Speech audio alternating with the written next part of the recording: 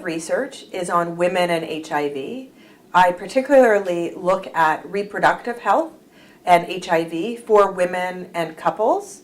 As well, I look at issues related to stigma and access to care, and any issues that women living with HIV face, and how it impacts their care and their well-being. One of my major research studies is one called CHIWOS, the Canadian HIV Women's Sexual and Reproductive Health Cohort Study.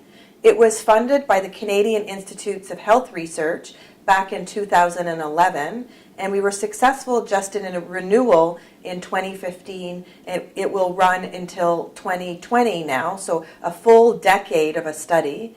It's a really important study because it's a national longitudinal cohort study of women living with HIV from British Columbia, Ontario, and Quebec. And we just added in Saskatchewan and Manitoba, and we will be enrolling close to 2,000 women living with HIV across Canada.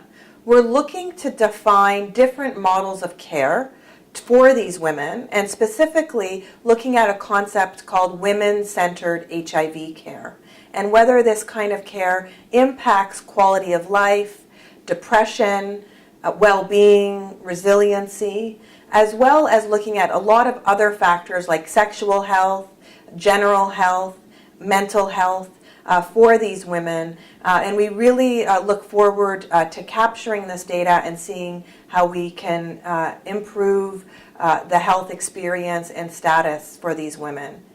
A really important and exciting feature of this study is that it uses community-based research.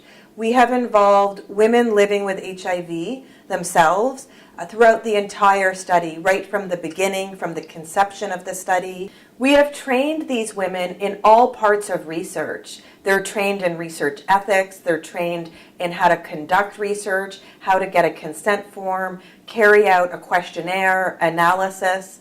And this has been essential to ensure that we're actually asking and answering the questions that are important to the women living with HIV themselves. It's also been a really rewarding part of the study.